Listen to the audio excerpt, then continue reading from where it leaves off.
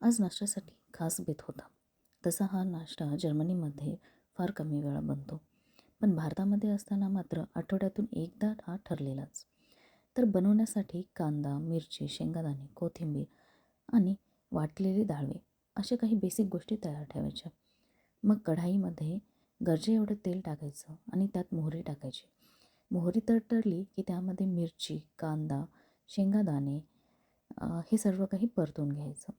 आणि मग आता आहे आपला मेन इन्ग्रेडियंट. ओके, त्यामध्ये येतात हे चुरमुरे. आणि चुरमुरे आपण भिजवून घ्यायचे. काहीजण त्याला मुरमुरेही म्हणतात. त्यात हळद, डाळव्याचं पीठ आणि मीठ टाकून त्याला मिक्स करून घ्यायचं आणि हे नंतर त्या फोडणीमध्ये टाकून परतून घ्यायचं.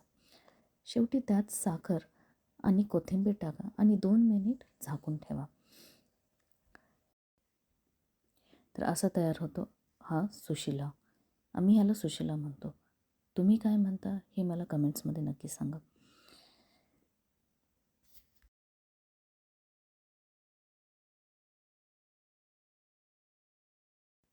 तर अशा ह्या गरम गरम सुशिलावर थोडीशी शेव टाका किंवा आणि ह्याला लिंबू आणि दह्यासोबत सर्व करा. मस्त लागतो. तुम्ही ह्या नाश्त्याला काय म्हणता हे मला कमेंट्समध्ये नक्की सांगा. तुम्हीही करून खा आणि मस्त राहा.